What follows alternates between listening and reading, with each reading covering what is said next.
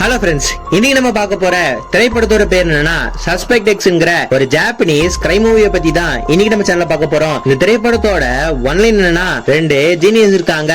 அதுல ஒரு ஜீனியஸ் கொலை பண்ணிட்டு போலீஸ் கிட்ட இருந்து அந்த கொலையை மறைக்க ட்ரை பண்றான். இன்னொரு ஜீனியஸ் என்ன பண்றானா, அந்த கொலையை கண்டுபிடிக்க ட்ரை பண்றான். இந்த ரெண்டு ஜீனியஸ்ல யாரு ஜெயிச்சாங்கிறது தான் இந்த திரைப்படத்தோட மீதி கதை. இந்த திரைப்படம் வேற லெவலா இருக்கும். இப்பதான் நம்ம சேனலுக்கு ஃபர்ஸ்ட் வாட்டி வந்திருந்தீங்கன்னா மறக்காம நம்ம சேனலை சப்ஸ்கிரைப் பண்ணிட்டு சரி வாங்க இப்ப நம்ம கதைக்குள்ள போலாம். படத்தோட ஸ்டார்டிங்லயே ரொம்ப மர்மமான விதத்துல ஷிப் ஒண்ணு எரிஞ்சு போயிருக்கு. ஒருவேளை ஷிப்ல பாம்பு இருக்குமான்னு பார்த்தா ஷிப்ல எந்த விதமான பாம்பும் இல்ல. ஃபயர் ஆக்சிடென்ட் ஆயிருக்குமான்னு பார்த்தா ஷிப்ல எந்த ஃபயர் ஆக்சிடென்ட் ஆகல. இதுல என்ன பிரச்சனைனா, இந்த ஷிப்ல டிராவல் பண்ணிக்கிட்டு இருந்த மெடிக்கல் ஸ்கூல் டைரக்டருக்கு 2 வாரத்துக்கு முன்னாடி தான் கொலை மிரட்டல் வந்திருக்கு. கொலை மிரட்டல் விட்டவங்க தான் டைரக்டரை போட்டு தள்ளிட்டாங்களோன்னு கோஸ்டல் கார்ட்ஸ் எல்லாருமே சந்தேகப்படுறாங்க. இப்ப அப்படியே டிவி ஆங்கரை காட்டுறாங்க. ஒரு எக்ஸ்பர்ட் கிட்ட என்ன கேக்குறாங்கன்னா, மிலிட்டரியில யூஸ் பண்ற பெரிய வெப்பனை வச்சு ஷிப்புக்கு ஆப்போசிட் சைடுல இருந்து ஷிப்பை தாக்கி இருப்பாங்களோ அப்படின்னு சொல்ல, அந்த எக்ஸ்பர்ட் என்ன சொல்றாருன்னா, அதுக்கெல்லாம் வாய்ப்பே கிடையாது. அந்த மாதிரி தாக்கி இருந்தாங்கன்னா அந்த ஷிப்ல கண்டிப்பா வெப்பனோட ட்ரேசஸ் இருந்திருக்கும். ஆனா இங்க அந்த மாதிரி எதுவுமே கிடையாது. இது எப்படி நடந்துச்சுன்னே தெரியலையே அப்படின்னு சொல்ல, இப்ப நம்ம ஜீனியஸ காட்டுறாங்க.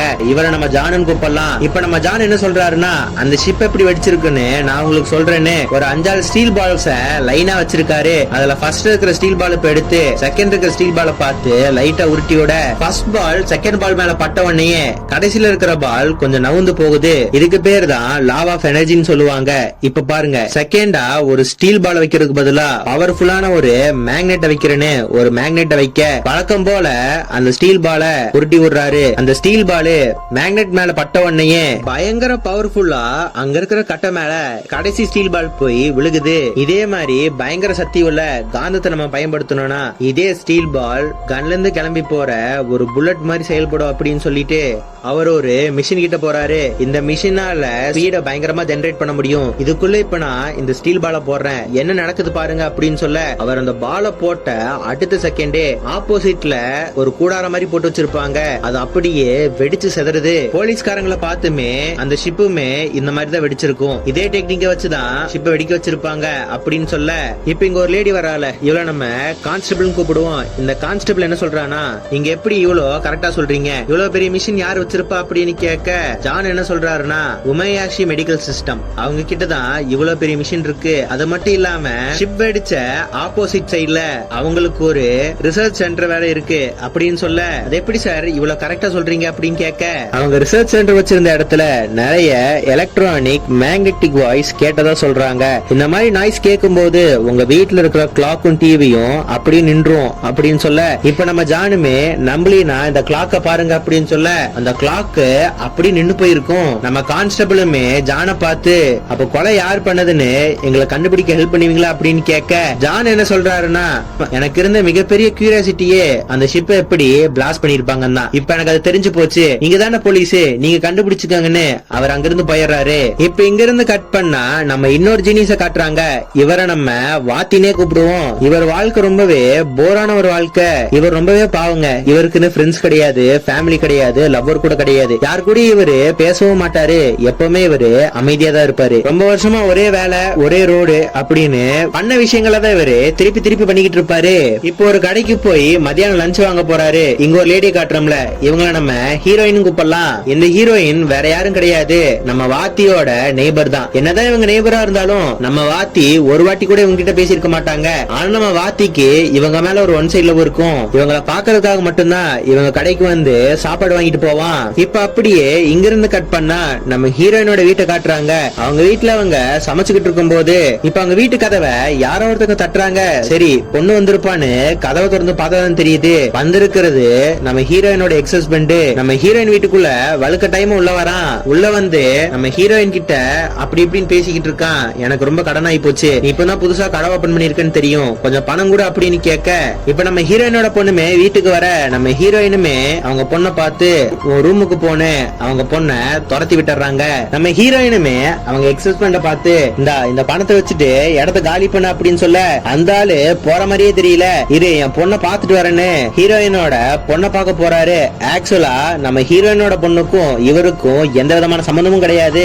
அவங்க பொண்ணோட ரூம் ஓபன் பண்றத பார்த்தோன்னே நம்ம ஹீரோயினுக்கு சரியான கோவம் வந்து அந்த ஆளை அடிச்சு வெளியே பத்த பாக்குறாங்க. ஹீரோயினோட எக்ஸ் ஹஸ்பண்டுமே நின்னு உன் பொண்ணை பாத்துட்டு போறேன்டி விடு, இன்னும் 2 வருஷத்துல எப்படியா அவ பார்ல தானே ஆட போறா அப்படிங்கிற மாதிரி சொல்ல, இதெல்லாம் கேட்ட நம்ம ஹீரோயினோட பொண்ணுமே ஒரு கண்ணாடி மாதிரி இருக்கிற ஒரு பொருள் எடுத்து அந்த ஆளோட தலையிலேயே அடிக்கிறா. இதுல அந்த ஆளு பயங்கர கோபமாயிடுறான். நம்ம ஹீரோயினோட பொண்ணை போட்டு சாத்துன்னு சாத்த நம்ம ஹீரோயினும் அவரை தடுக்க ட்ரை பண்றாங்க. ஆனா அந்த ஆளு நிறுத்துற மாதிரியே தெரியல. ஒரு கட்டத்துக்கு மேல ஹீரோயினும் ஹீரோயினோட பொண்ணும் அந்த ஆளை கொலை பண்ணிடுறாங்க. நம்ம வாத்தி பக்கத்து வீட்டுக்காரர் தானே, அவருக்கு இந்த சத்தம் எல்லாம் நல்லாவே கேக்குது. நம்ம ஹீரோயினுக்கும் உங்க பொண்ணுக்கும் கொலை பண்ணிட்டோமேனு பயங்கர நர்வஸா இருக்காங்க. அந்த நேரத்துல நம்ம வாத்தி வந்து உங்க வீட்டுல என்னங்க சத்தம் அப்படின்னு கேட்க, நம்ம ஹீரோயினுமே அது ஒண்ணு இல்லைங்க, நானே என் பொண்ணும் கரப்பம்பூச்சி அடிச்சுக்கிட்டு இருந்தோம் அப்படிங்கிற மாதிரி சொல்லி மழுப்பு பாக்குறாங்க. ஆனா நம்ம வாத்தி எனக்கு நல்லா தெரியும் அவன் செத்துட்டான்ல அப்படின்னு சொல்ல, நம்ம ஹீரோயினுமே என்ன பண்றதுன்னு தெரியாம நம்ம வாத்திய உள்ள விடுறாங்க. இங்க இருந்து கட் பண்ணா ஒரு இடத்துல நியூடா ஒரு ஆம்பளையோட பாடி கிடக்குது. அவன் ஃபேஸ் பயங்கரமா சதைக்கப்பட்டிருக்கு. அவன் கையில இருக்கிற பிங்கர் பிரிண்ட்ஸும் அடிக்கப்பட்டிருக்கு. செத்து போன அந்த பர்சனோட துணியெல்லாம் யாரோ ஒருத்தங்க எண்ணெய் ஊத்தி அடிச்சிருக்காங்க. பக்கத்திலேயே ஒரு சைக்கிள் இருக்கு. அந்த சைக்கிள்ல மட்டும் ஒரே ஒரு கைரேகை இருக்கு. ஆனா போலீஸ் விசாரிக்கும் போது தான் தெரியுது அந்த சைக்கிள் திருடப்பட்ட ஒரு சைக்கிள்னு. இப்ப இங்க இருந்து கட் பண்ணா இந்த கொலை எப்படி நடந்திருக்குன்னு போலீஸ் எல்லாம் மீட்டிங் போட்டுக்கிட்டு இருக்காங்க. விசாரணையில தெரிய வந்த விஷயம் என்னன்னா, செத்து போன ஆளு டிசம்பர் 2ஆம் தேதி 6 மணில இருந்து 10 மணிக்குள்ள செத்து போயிருக்கலாம்ங்கிறது தெரிய வருது. இந்த பர்சன் இந்த ஊர் இல்லங்கிறதும் இந்த பர்சனுக்கு நிறைய கடன் இருக்கிறதையும் போலீஸ் கண்டுபிடிக்கிறாங்க. இந்த ஊருக்கு வந்து ஒரு ரூம்ல தங்கி இருக்கான் அப்படின்னு சொல்ல, அங்க இருந்த சில போலீஸ் ஆபீசருமே இவர்தான் விக்டிம்னு எப்படி கரெக்டா சொல்றீங்க அப்படின்னு கேட்க, போலீஸ் என்ன சொல்றாருன்னா, சார் விக்டிம் ஆல்ரெடி ஒரு ரூம்ல தங்கி இருந்தாரு. அந்த ரூமுக்கு வாடகையும் கொடுக்காம அதோட கீயும் கொடுக்காம அங்கிருந்து கம்பி நீட்டி இருக்காரு. அவங்க மிஸ்ஸிங் கம்ப்ளைண்ட் கொடுத்திருக்காங்க. அதை நாங்க விசாரிக்கும் போது அங்கிருந்த பிங்கர் பிரிண்ட்ஸ் எல்லாம் நாங்க எடுத்து வச்சுக்கிட்டோம். இந்த கேஸ்ல விசாரிச்சுக்கிட்டு இருக்கும் போது சைக்கிள்ல இருந்து சில பிங்கர் பிரிண்ட் கிடைச்சது. ரெண்டுத்தையும் மேட்ச் பண்ணி பார்க்கும் போது எங்களுக்கே தெரிஞ்சது 2 பேருமே ஒரே ஆளுன்னு. இந்த ஆளை ஒரு கயிறை வச்சுதான் சார் கொண்டிருக்காங்கன்னு ஒரு கயிறை காட்டுறாங்க. இப்போ கான்ஸ்டபிள் எந்திரிச்சு, செத்து போனவருக்கு இந்த ஊர்ல இருக்கிற ஒரே சொந்தம் அவங்களோட எக்ஸ் வைஃப் தான். ஆனா அவங்க 2 பேத்துக்குமே 2 வருஷத்துக்கு முன்னாடி டிவோர்ஸ் ஆயிருச்சு. அந்த லேடியுமே இப்போ ஒரு ஹோட்டல் வச்சு நடத்திட்டு வராங்க அப்படின்னு சொல்ல, இப்ப இங்க இருந்து கட் பண்ணா போலீஸ்காரங்க என்ன பண்றாங்கன்னா, இன்வெஸ்டிகேஷன் பண்றதுக்காக ஹீரோயின் வீட்டுக்கு போக, ஹீரோயினை பார்த்துமே டிசம்பர் 2ஆம் தேதி உங்க முன்னாள் கணவர் இந்த ஊருக்கு வந்திருக்காரு, அவருக்கு இந்த ஊர்ல தெரிஞ்ச ஒரே ஆள் நீங்க தான், அவர் உங்க வீட்டுக்கு வந்தாரா அப்படின்னு கேட்க, நம்ம ஹீரோயினுமே அவர் வரவே இல்லையே ஏன் கேக்குறீங்க அப்படின்னு கேட்கும்போது போலீஸ் என்ன சொல்றாங்கன்னா, அவரை யாரோ ஒருத்தங்க சாவடிச்சிருக்காங்க, அவர் இங்க வரலன்னு சொல்றீங்க. அப்போ டிசம்பர் 2ஆம் தேதி சாயந்தரம் நீங்க என்ன பண்ணிக்கிட்டு இருந்தீங்க அப்படின்னு கேட்க, நம்ம ஹீரோயின் என்ன சொல்றாங்கன்னா, வேலையை முடிச்சிட்டு நானே என் பொண்ணும் படம் பார்க்க போயிட்டோம் அப்படின்னு சொல்ல, இவங்களுமே இப்ப அங்க இருந்து நடைய கட்டுறாங்க. இவங்க வெளியே வரும்போது தான் நம்ம வாத்தி கரெக்டா ஸ்டெப்ஸ்ல வந்துகிட்டு இருப்பான். நம்ம வாத்தியை பார்த்துமே ஹீரோயினோட எக்ஸ் ஹஸ்பண்ட் போட்டோவை காட்டி, இவரை பாத்தீங்களா டிசம்பர் 2ஆம் தேதி இங்க வந்தாரா அப்படின்னு கேட்க, நம்ம வாத்தியுமே 2ஆம் தேதி சாயந்தரம் இவரை நான் பார்க்கவே இல்லை அப்படின்னு சொல்ல, போலீஸ்காரங்களுமே வழக்கமா நீங்க எப்ப வீட்டுக்கு வரீங்க அப்படின்னு கேட்க, நம்ம வாத்தி என்ன சொல்றானா, ஒவ்வொரு நாள் ஒவ்வொரு டைமுக்கு வருவேன், நான் ஒரு ஹை ஸ்கூல் டீச்சர், அதனால நான் எப்ப வருவேன்னு எனக்கே தெரியாது, கிளாஸ் முடிஞ்சா சீக்கிரம் வந்துருவேன் அப்படின்னு சொல்ல, போலீஸ் என்ன கேக்குறாங்கன்னா, 2ஆம் தேதி எத்தனை மணிக்கு வந்தீங்க அப்படின்னு கேட்க, 2ஆம் தேதி ஒரு 7 மணிக்கு வந்துட்டேன் அப்படிங்கிற மாதிரி சொல்ல, கான்ஸ்டபிள் என்ன கேக்குறாங்கன்னா, சந்தேகப்படுற மாதிரி பக்கத்து வீட்டுல ஏதாவது நடந்துச்சா இல்ல அவங்கள பாக்க யார வந்தாங்களா அப்படின்னு கேட்க, எனக்கு ஒண்ணுமே தெரியாதுன்னு அவரு உள்ள போயிடுறாரு. நம்ம கான்ஸ்டபிளுமே அவங்க பேரை மட்டும் நோட் பண்ணிட்டு அங்க இருந்து வந்துடுறாங்க. இப்ப இங்க இருந்து கட் பண்ணா நம்ம ஹீரோயின் வீட்டுக்கு ஒரு போன் கால் வருது. போன் பண்றது வேற யாரும் இல்ல, நம்ம வாத்தி தான். நம்ம ஹீரோயினை பார்த்துமே, நான் நினைச்சதை விட போலீஸ் ஃபாஸ்டா இருக்காங்க, உங்க வீட்டுல வந்து உங்களை விசாரிச்சாங்களா அப்படின்னு கேட்க, நம்ம ஹீரோயினுமே ஆமா அப்படின்னு சொல்றாங்க. நான் சொல்ற வரைக்குமே மூவி டிக்கெட்ஸ அவங்க கண்ணுல காட்டாதீங்க, நார்மலா பிஹேவ் பண்ணுங்க அப்படிங்கிற மாதிரி சொல்றாரு. ஹீரோயின் ரொம்ப பயந்து போயிருக்கா, நம்ம கரெக்டா தான் பண்றோமா அப்படின்னு கேட்க, வாத்தியுமே நீங்க கவலையே படாதீங்க, உங்களுக்கு ஒண்ணு நடக்காது, இனிமே நீங்க எனக்கு கால் பண்ணக்கூடாது, நான் தான் உங்களுக்கு கால் பண்ணுவேன், அதுவும் பிசிஓல இருந்து மட்டும் தான் கால் பண்ணுவேன், நம்ம பேசுறது கூட அவங்க டேப் பண்ணலாம் அப்படிங்கிற மாதிரி சொல்றாரு. இப்ப இங்க இருந்து கட் பண்ணா நம்ம ஜான காட்டுறாங்க. நம்ம ஜான்னா போலீஸால தீர்க்க முடியாத கேஸ் கூட தீர்த்து வைப்பாராச்சே, அவர்கிட்ட இந்த கேஸ பத்தி நம்ம கான்ஸ்டபிளும் அவரோட சீஃபும் சொல்ல, அவர் இந்த கேஸ்ல பெருசா இன்ட்ரெஸ்ட் காட்டுற மாதிரியே தெரியல. அவருமே அவங்க 2 பேத்தையும் பார்த்து, இந்த கேஸ்ல பெருசா இன்ட்ரெஸ்டிங் எதுவுமே கிடையாது, அவங்க தான் படத்துக்கு போனதா சொன்னாங்கல்ல, டிக்கெட் பார்க்க சொன்னீங்களா அப்படின்னு கேட்க, நம்ம ஹீரோயினுமே கரெக்டா கான்ஸ்டபிள் கிட்ட டிக்கெட்டை காட்டியிருப்பாங்க. அப்போ ஜானுமே அவங்க இன்னசென்ட்டா தான் இருப்பாங்க, அவங்களை டிஸ்டர்ப் பண்ணாதீங்க அப்படின்னு சொல்ல, நம்ம ஜானுமே இதெல்லாம் போலீஸ் வேலைப்பா, நானா கண்டுபிடிக்க முடியாது, இடத்த காலி பண்ணுங்க அப்படின்னு சொல்ல, இப்ப நம்ம கான்ஸ்டபிளும் அவங்க சீஃபுமே அந்த கணக்கு வாத்தியோட பேர் என்ன அப்படின்னு கேட்க, நம்ம கான்ஸ்டபிளுமே இஷிகாமி அப்படின்னு சொல்ல, நம்ம ஜான் ஒரு நிமிஷம் ஸ்டக் ஆகி நிக்கிறாரு. இஷிகாமியா மேக்ஸ் டீச்சரா அப்படின்னு கேட்க, அவருமே ஆமான்னு சொல்ல, அவனை எனக்கு நல்லாவே தெரியும், அவன் ஒரு ஜீனியஸ் அப்படின்னு சொல்ல இங்க நம்ம வாத்திய காட்டுறாங்க. இவர் பாட்டுக்கு கணக்கு நடத்திட்டே போயிட்டு இருக்காங்க. ஆனா இவர் கிளாஸ்ல இவர் யாருமே மதிக்கல.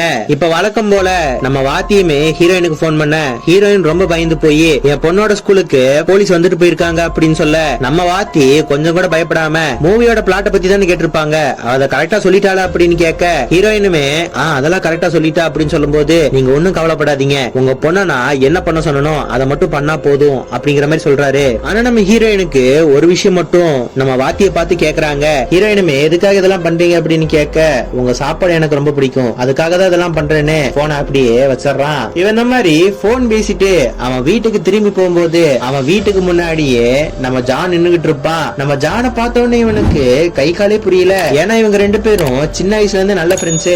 ரொம்ப வருஷம் கழிச்சு பழைய நண்பர்கள் சந்திக்கும் போது பேசுறதுக்கு நிறைய விஷயம் இருக்கும்ல. இவங்க ரெண்டு பேரும் தண்ணிய போட்டுட்டு அப்படியே பேசிக்கிட்டு இருக்காங்க. நம்ம வாத்தியுமே ஜானை பார்த்து என் அட்ரஸ் உனக்கு எப்படி தெரியும் அப்படின்னு கேட்க போலீஸ்காரங்க தான் உன் வீட்டு அட்ரஸ் எனக்கு கொடுத்தாங்க அப்படின்னு சொல்ல இவங்க ரெண்டு பேரும் சின்ன வயசுல ஏதோ மேக்ஸ் கலர் தியரி ஏதோ படிச்சிருப்பாங்க போல இருக்கு, அத பத்தி ஜாலியா பேசிட்டு நம்ம ஜானுமே நம்ம ஹீரோவை பார்த்து நீ என்ன ஸ்கூல் டீச்சரா வேலை பார்த்துக்கிட்டு இருக்க, உன் மேக்ஸ் ரிசர்ச்ச நீ பண்றது இல்லையா அப்படின்னு கேட்க நம்ம வாத்தி என்ன சொல்றானா எங்க அம்மாக்கு உடம்பு சரியில்லாம போயிருச்சு, அதனால நான் யூனிவர்சிட்டில இருந்து டிராப் அவுட் ஆயிட்டேன், ஆனா இன்னுமே நான் என்னோட ரிசர்ச்ச பண்ணிக்கிட்டே தான் இருக்கேன் அப்படின்னு சொல்ல எனக்கு இந்த கணக்கை மட்டும் கொஞ்சம் போட்டு தெரியா, இதை மட்டும் நீ சால்வ் பண்ணி கொடுத்துட்டீங்கன்னா நான் ஒரு கேஸ்ல இருக்கேன், அதை சால்வ் பண்றதுக்கு எனக்கு ரொம்பவே ஹெல்ப்பா இருக்கும் அப்படின்னு சொல்ல விடிய விடிய உட்காந்து அந்த கணக்கை போட ஆரம்பிக்கிறாரு. ஜான் இப்போ நல்லா படுத்து தூங்கிட்டு இருக்கிறதுனால பெட்ஷீட்டை போத்தி விடுவோம்னு அவன் கிட்ட போக ஹீரோயினோட எக்ஸ் ஹஸ்பண்ட ஒரு கயிறு வச்சு கொண்டிருப்பாங்கல்ல, அந்த கயிறு நம்ம வாத்திக்கிட்டு தான் இருக்கும். இப்போ இங்க இருந்து கட் பண்ணா காலங்காத்தால ஆயிருது. ஜான் கொடுத்த எல்லா ப்ராப்ளத்தையும் இவரு சால்வ் பண்ணிட்டாரு. இப்ப நம்ம ஜானு வாத்தி அப்படியே ரோட்ல நடந்து போயிட்டு இருக்காங்க.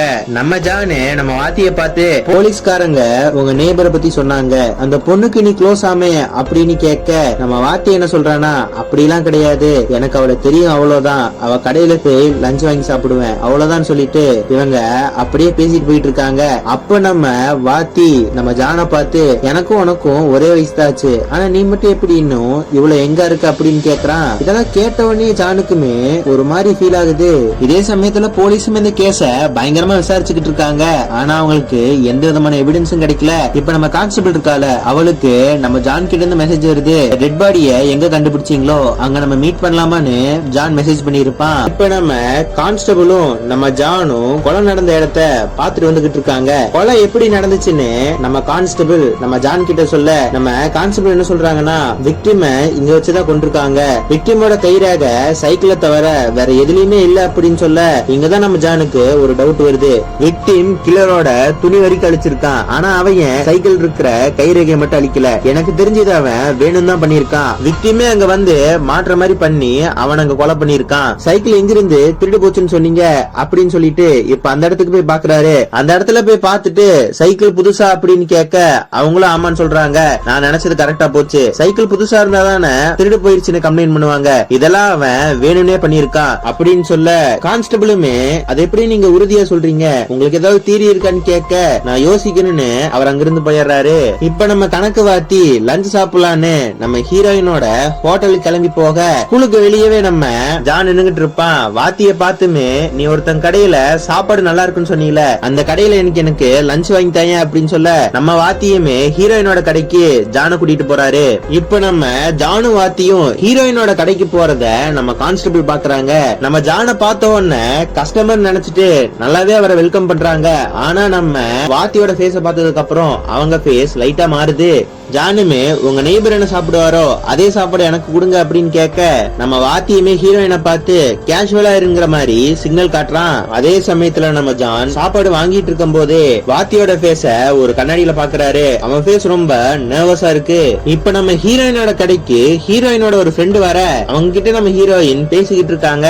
இப்ப சாப்பாடு வாங்கிட்டு நம்ம ஜானும் வாத்தியும் அப்படியே அங்கிருந்து வெளியே வந்துடுறாங்க. இப்போ இங்க இருந்து கட் பண்ணா நம்ம வாத்தி வழக்கம் போல நம்ம ஹீரோயினுக்கு பிசிஓல இருந்து கால் பண்ணி இன்னைக்கு சொல்லாம கொள்ளாம உங்க ஷாப்புக்கு வந்ததுக்கு என்ன மன்னிச்சிருங்க. அவன் என்னோட காலேஜ் ஃப்ரெண்டு, அவன் என்னோட பெரிய ஜீனியஸ், அவன் கிட்ட கொஞ்சம் கேர்ஃபுல்லா இருங்க அப்படிங்கிற மாதிரி வான் பண்றாரு. இந்த மாதிரி பேசிக்கிட்டு இருக்கும் போது நம்ம வாத்தி ஹீரோயினை பார்த்து, இன்னைக்கு ஒருத்தங்க உங்க கடைக்கு வந்தாங்கல்ல, அவர் யாரு அப்படின்னு கேட்க, நம்ம ஹீரோயினுமே அவர் என்னோட பழைய ஃப்ரெண்டு, எனக்கு நிறைய ஹெல்ப்லாம் பண்ணிருக்காரு அப்படின்னு சொல்ல, நம்ம வாத்திக்கு என்ன பேசுறேன்னு தெரியல. உங்க பொண்ண கவனமா இருக்க சொல்லுங்க, போலீஸ் கூட வந்து விசாரிக்கலாம் அப்படிங்கிற மாதிரி சொல்றாரு. ஹீரோயினோட பொண்ணுகிட்டயுமே கவனமா இருமா அப்படிங்கிற மாதிரி நிறைய இன்ஸ்ட்ரக்ஷன் கொடுக்கறாரு. இப்ப இங்க இருந்து கட் பண்ணா நம்ம கான்ஸ்டபிளையும் நம்ம ஜானியும் காட்டுறாங்க. நம்ம கான்ஸ்டபிள் நம்ம ஜானை பார்த்து, உங்களுக்கு அந்த லேடி மேல சந்தேகம் வந்துருச்சு போல இருக்கு அப்படின்னு கேட்க, அவரு எதுவுமே பேசாம அங்கிருந்து எந்திரிச்சு போயிடுறாரு. ஜான என்ன சொல்றாருன்னா, என் ஃப்ரெண்ட பாக்கலான்னு போனேன், அவ்வளவுதான், உங்களுக்கு எல்லாம் என்னால ஹெல்ப் பண்ண முடியாதுன்னு அங்கிருந்து போயிடுறாரு. ஆனா நம்ம கான்ஸ்டபிள் அவர் வர்ற மாதிரி தெரியல. உங்க ஃப்ரெண்டு அந்த லேடியோட கடைக்கு டெய்லியும் போறாரு, மேபி அந்த லேடிய அவர் லவ் பண்ணிருக்கலாம், அதனால கூட அவரு அவங்க பண்ண கொலையை மறைக்கிறதுக்கு ஹெல்ப் பண்ணிருக்கலாம்ல அப்படின்னு கேட்க, நம்ம ஜான் என்ன சொல்றாருன்னா, அவன் ஒரு ஜீனியஸ், கொலை பண்ற அளவுக்கு எல்லாம் போக மாட்டான், அந்த மாதிரி ஒரு சிச்சுவேஷன்ல இருந்தானா கொலை பண்றத ஒரு சொல்யூஷன் வச்சிருக்க மாட்டான், அவன் பண்ணிருக்கிறதுக்கு வாய்ப்பே இல்ல அப்படிங்கிற மாதிரி சொல்றாரு. மேபி அந்த லேடி கொலை பண்ணதுக்கு அப்புறம் அந்த கொலையை மறைக்கிறதுக்கு வேணா அவன் ஹெல்ப் பண்ணிருக்கலாம், ஆனா அதையுமே அவ்வளவு கான்பிடென்டா சொல்ல முடியாது. இவங்க இந்த மாதிரி பேசிக்கிட்டே இருக்கும்போது நம்ம கான்ஸ்டபிளுக்கு ஒரு போன் கால் வருது. அவங்க சீஃப் என்ன சொல்றாங்கன்னா, ஹீரோயினோட பொண்ணு தியேட்டர்ல படம் பார்த்துட்டு இருக்கும்போது அவங்க ஃப்ரெண்ட பார்த்ததா சொல்றாங்க. ஹீரோயினோட பொண்ணோட ஃப்ரெண்ட் என்ன சொல்றாங்கன்னா, டிசம்பர் 2ஆம் தேதி ஹீரோயினும் அவங்க பொண்ணும் தியேட்டர்ல படம் பார்த்தத அவங்க ஃப்ரெண்டு பார்த்ததா போலீஸ் கிட்ட சொல்லியிருக்காங்க. அவங்க ஃப்ரெண்ட் இந்த மாதிரி நம்ம ஹீரோயின் ஃபேமிலிக்கு சப்போர்ட்டா பதில் சொன்னதுனால, இதனால நம்ம ஹீரோயின் எகென்ஸ்டா போலீஸ் கிட்ட இப்போ எந்த விதமான எவிடன்ஸும் இல்ல.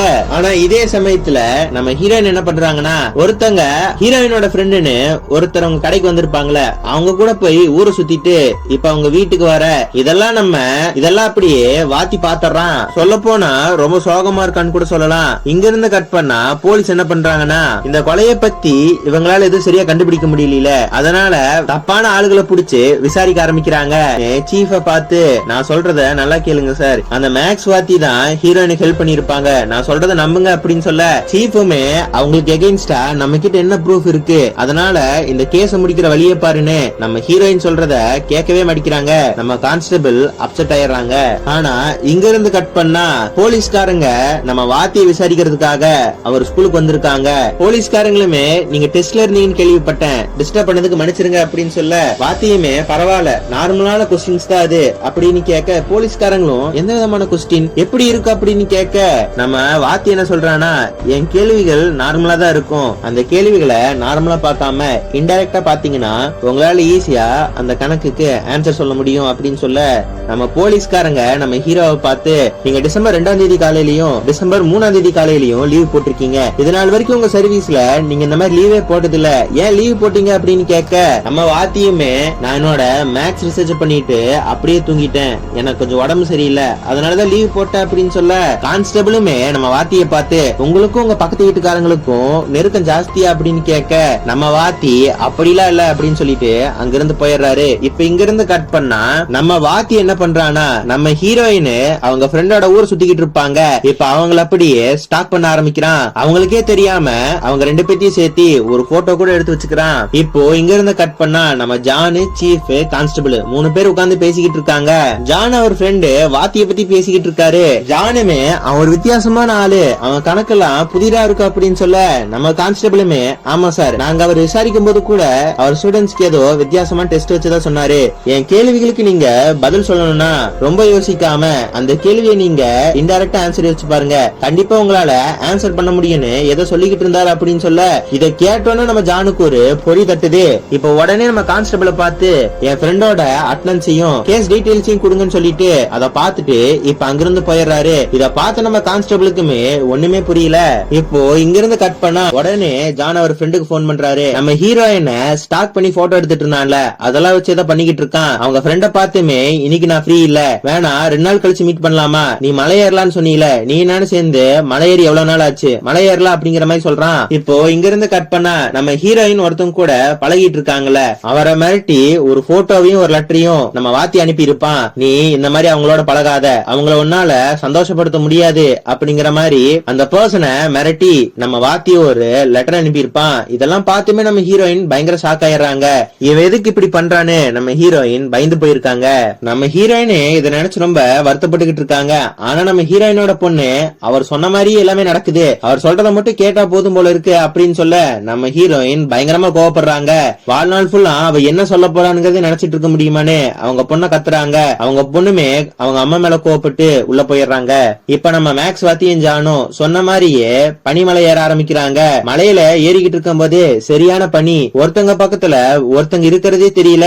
நம்ம ஜானுமே ரொம்ப கஷ்டப்பட்டு நடந்து வந்துகிட்டு இருக்கான். ஆனா நம்ம மேக்ஸ் வாத்தி அசால்ட்டா நடந்து போக கொஞ்ச நேரம் பார்த்ததான் தெரியுது நம்ம ஜான் கண்ணுக்கு வாத்தியே தெரியல, அவரு அங்கேயே தொலைஞ்சு போயிடுறாரு. நம்ம ஜானுமே தொலைஞ்சு போன மாதிரி ஃபீல் பண்ணிக்கிட்டு இருக்காரு, என்ன பண்றதுனே தெரியல.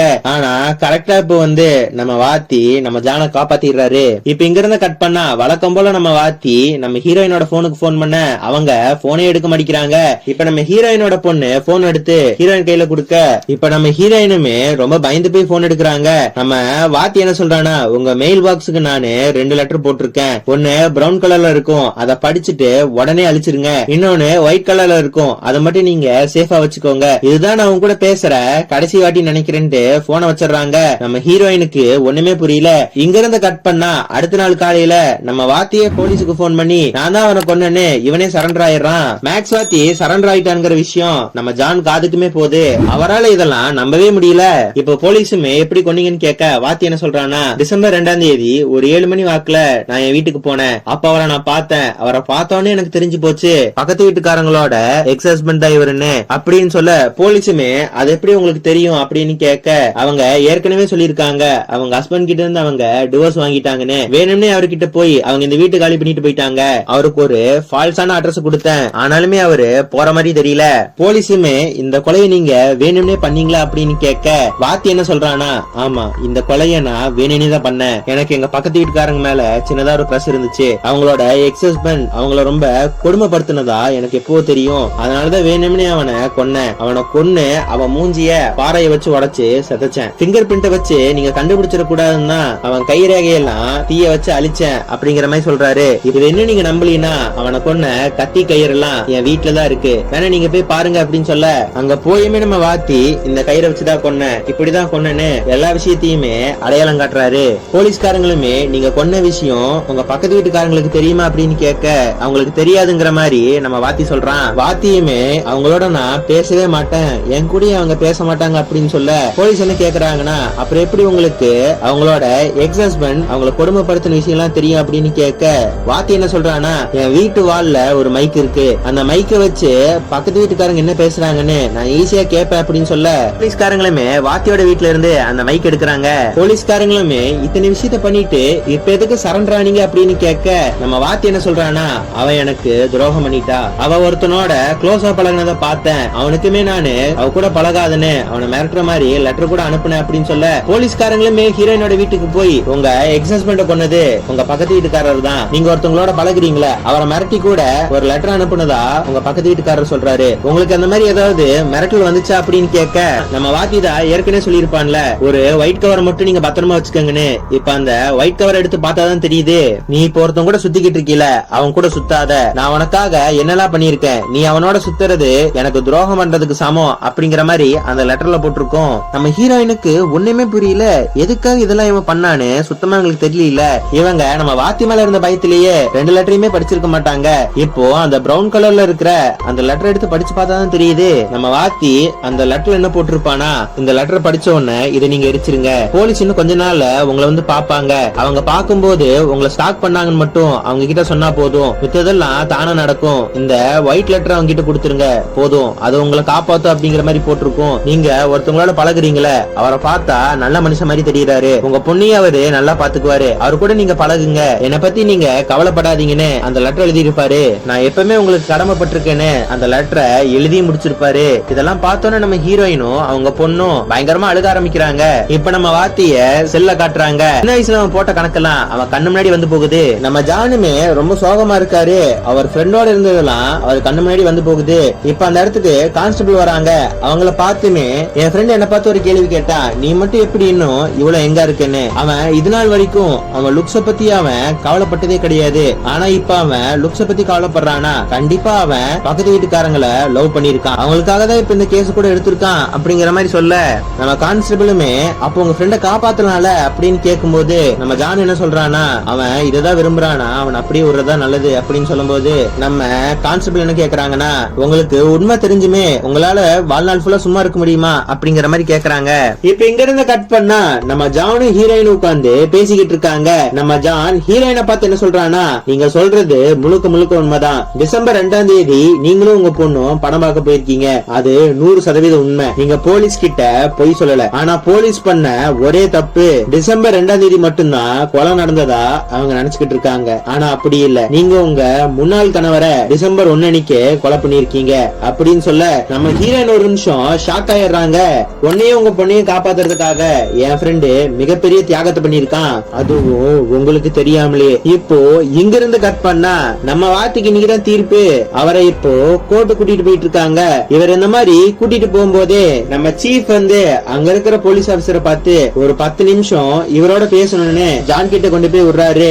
இப்ப நம்ம ஜானும் வாத்தியை உட்கார்ந்து பேச ஆரம்பிக்கிறாங்க. இப்ப நம்ம ஜானுமே வாத்தியை பார்த்து நீ எப்படி கொலை பண்ணுன்னு நான் சொல்றேன் அப்படின்னு சொல்ல நம்ம வாத்தி எப்படி கொலைய மறைச்சாங்கிறத நமக்கு காட்டுறாங்க. அதாவது கொலை நடந்த அன்னைக்கு டிசம்பர் 1 பக்கத்து வீட்டுல சத்தம் கேட்டு நம்ம வாத்தி ஹீரோயினுக்கு ஹெல்ப் பண்ண வந்திருக்காரு. அவர் வரும்போது ஹீரோயினோட முன்னாள் கணவர் செத்து போயிருந்திருக்காரு. தான் பொண்ணை காப்பாத்துறதுக்காக உன்னோட ஒருதலை காதலி நான் ஜெயிலுக்கு போறேன்னு உங்ககிட்ட சொன்னா. ஆனா நீ என்ன சொன்னா, நீங்க 2 பேரும் சேர்ந்துதான் இவரை கொண்டிருக்கீங்க. உங்க பொண்ணோட கை ரேகை இவரோட உடம்புல நல்லாவே பதிஞ்சிருக்கு. இந்த பாடியை மட்டும் போலீஸ் கண்டுபிடிச்சாங்கன்னா நீங்க 2 பேரும் ஜெயிலுக்கு போக வேண்டியதான் அப்படின்னு சொல்ல ஹீரோயினோட எக்ஸ் ஹஸ்பண்டோட பர்ஸ், அவர் தங்கி இருந்த ரூமோட சாவின்னு எல்லாத்தையும் எடுத்து வச்சுக்கிறாரு. நம்ம வாத்தி பல வருஷமா ஸ்கூலுக்கு ஒரு ரோட்ல போயிட்டு இருந்திருப்பார்ல, அந்த ரோட்ல நிறைய பேர் வீடு இல்லாமலையும் குடும்பம் இல்லாமலையும் தெருக்கல்ல வசிச்சுக்கிட்டு இருப்பாங்க. யாரு ஓரளவுக்கு பார்க்க ஹீரோயினோட முன்னாள் கணவர் மாதிரி இருக்காங்களோ அவங்க கிட்ட போய் நான் உங்களுக்கு ஒரு வேலை தரேன், இந்த பணத்தை வச்சுக்கிட்டு நான் சொல்ற ரூம்ல போய் ஒரு நாள் ஃபுல்லா தங்கிட்டு வாங்க அப்படின்னு சொல்ல நம்ம வாத்தி என்ன பண்ண போறான்னு தெரியாம அந்த தெருல இருந்தவருமே அந்த ஹோட்டல்ல போய் ஒரு நாள், இவர் அங்க ஒரு நாள் இருந்திருக்காருல, அதனால அந்த ரூம்ல அவரோட தலைமுடி கிடைச்சிருக்கு. அதே மாதிரி போலீஸ்க்கு கை ரேகையும் கிடைச்சிருக்கும். இப்ப அந்த தெருல இருக்கிறவரு திருப்பி நம்ம வாத்தியை பார்க்கும்போது வாத்தி என்ன பண்ணிருப்பான்னா, ஹீரோயினோட முன்னாள் கணவரோட சட்டை எடுத்து அவரை போட்டு வர சொல்லி இருப்பான். இவர் வரதுக்கு முன்னாடியே ஒரு சைக்கிளை தேடி வச்சிருப்பான். இந்த சைக்கிளை ஓட்டிட்டு எங்கூட ஆத்துக்குவான்னு அந்த தெருல இருந்தவரை ஆத்துக்கு கூட்டிட்டு போறாரு. ஆத்துக்கு போனதையுமே ஹீரோயின் அவங்க ஹஸ்பண்ட் எப்படி கொண்டாங்களோ அதே மாதிரி கழுத்தை நெரிச்சு அந்த தெருல இருந்தவனை நம்ம வாத்தி கொலை பண்றான். கல்ல வச்சு அவன் மூஞ்ச சதைக்கிறான், நெருப்ப வச்சும் அவன் கை ரேகையில அழிக்கிறான். ஹீரோயின் அவங்க முன்னாள் கணவரை கொலை பண்ணது டிசம்பர் 1. ஆனா நம்ம வாத்தி என்ன பண்ணிருப்பாருன்னா அந்த பாடிய வேற எங்கேயோ புதைச்சிட்டு டிசம்பர் 2ஆம் தேதி இந்த ஆளை கொண்டுட்டு ஹீரோயினோட முன்னாள் கணவர்னு போலீஸ நம்ப வச்சிருப்பான். இந்த பாடிய போஸ்ட்மார்ட்டம் பண்ணி பார்க்கும்போது டிசம்பர் 2ஆம் தேதி தான் கொலை பண்ணிருக்காங்க அப்படின்னு போலீஸ்க்கு தெரிஞ்சிருக்கும். போலீஸுமே இந்த பாடி ஹீரோயினோட முன்னாள் கணவரோட பாடி நினைச்சு நம்ம ஹீரோயின் தான் கொலை பண்ணிருப்பாங்கன்னு டிசம்பர் 2ஆம் தேதி நீங்க எங்க போனீங்கன்னு திருப்பி அதே கேட்டு இருந்திருப்பாங்க. ஆனா கொலை நடந்தது 1ஆம் தேதி. நம்ம ஹீரோயினை காப்பாத்துறதுக்காக நம்ம வாத்தி ஒரு பர்சனே கொண்டிருக்கான். ஹோம்லெஸ் பீப்புளை கொன்னா யாருக்கு மிஸ்ஸிங் கம்ப்ளைண்ட் கொடுக்க போறாங்கன்னு அவங்கள பிளான் பண்ணி அவங்கள கொண்டிருக்காங்க. நீ காதலிக்கிற பொண்ணை காப்பாத்துறதுக்காக ஒரு உயிரியே எடுத்திருக்க அப்படின்னு சொல்ல எதுக்காக இப்படி எல்லாம் பண்ற அப்படிங்கிற மாதிரி நம்ம ஜான் கேட்க ஜானுமே வாத்திய பார்த்து அந்த பாடியை நான் ஈஸியா கண்டுபிடிச்சிருவேன் அப்படின்னு சொல்ல நம்ம வாத்தி என்ன சொல்றானா, அதுக்குள்ள எனக்கு தண்டனை கிடைச்சிரும், நான் தான் அவனை கொலை பண்ணேன், இதுதான் உண்மைன்னு அவன் பாட்டுக்கு வெளியே வந்துடுறான். இப்ப போயிட்டே இருக்கும் போது நம்ம வாத்தி அவனுக்குள்ளேயே பேசிட்டு வந்துகிட்டு இருக்கான். ஆக்சுவலா என்ன நடந்திருக்குன்னா நம்ம வாத்தி ஒரு கட்டத்துக்கு மேல வாழவே பிடிக்காம அவர் வீட்டுல சூசைட் பண்ணிக்கலான்னு போவாரு. இதுல கரெக்டா தூக்கு மாட்டிக்கலான்னு போகும்போதுதான் ஃபர்ஸ்ட் வாட்டியா நம்ம ஹீரோ வீட்டு பக்கத்துல குடி வந்திருப்பாங்க. நம்ம ஹீரோட வீட்டுக்கார தட்டியுமே நான் உங்க வீட்டுக்கு பக்கத்துல புதுசா குடி வந்திருக்கோம், ஏதோ ஹெல்ப் வேணும்னா கேக்குற அப்படின்னு சொல்லிட்டு போயிருப்பாங்க. இந்த மாதிரி இவங்க சூசைட் பண்ணிக்கும் போது கதவை தட்டி இருப்பாங்கல்ல, அதனால அவருக்கு சூசைட் பண்ணிக்கிற தாட்டே போயிருக்கும். நம்ம ஹீரோயினுமே பார்த்தோன்னே இவருக்கு பிடிச்சு போயிருக்கும். இவருமே நம்ம ஹீரோயினை ஒன் சைடா லவ் பண்ணிக்கிட்டு இருந்திருப்பாரு. நம்ம ஹீரோயின் அன்னைக்கு கதவை தட்டலினா இவர் அன்னைக்கு இறந்து போயிருப்பார்ல, அவருக்கு உயிரோட இருக்கிறதுக்கு ஒரு விதத்துல இவங்க தானே காரணம். அதனாலதான் இவரு இவ்வளவு விஷயத்தையும் பண்ணிருக்காரு. நம்ம வாத்தியுமே நமக்கு தண்டனை கிடைச்சிரும், ஹீரோயின் சந்தோஷமா இருப்பாங்கன்னு நினைச்சுக்கிட்டு இருக்கும் போதே ஹீரோயின் இப்ப அங்க வந்து பயங்கரமா அழுக ஆரம்பிக்கிறாங்க. நான் பண்ண தப்புக்கு எதுக்கு நீங்க உள்ள போறீங்கன்னு பயங்கரமா அழுக. வாத்திக்கு ஒண்ணுமே புரியல, என்ன வளரிக்கிட்டு இருக்கீங்க, உங்களுக்கு இந்த கேஸுக்கும் எந்த விதமான சம்மதம் இல்ல அப்படின்னு சொல்ல நம்ம ஜான் தான் நடந்த எல்லா விஷயத்தையுமே ஹீரோயின் கிட்ட சொல்லியிருப்பான்ல, அவங்களால கில்ட் தாங்க முடியல, அதனால அவங்களே வந்து சரண்டராக வந்திருக்காங்க. நம்ம வாத்தியுமே எதுக்காக இங்க வந்தீங்கன்னு பயங்கரமா அழுக ஆரம்பிக்கிறாரு. இந்த திரைப்படம் இங்கேயே முடியுது. இந்த திரைப்படம் கண்டிப்பா உங்களுக்கு பிடிச்சிருக்குன்னு நினைக்கிறேன். பிடிச்சிருந்ததுன்னா கமெண்ட்ல ஒரு ஹார்ட்டை போட்டுட்டு போங்க. ஓகே ஃப்ரெண்ட்ஸ், அடுத்த ஒரு வீடியோல வந்து உங்களை பாக்குறேன். பாய்.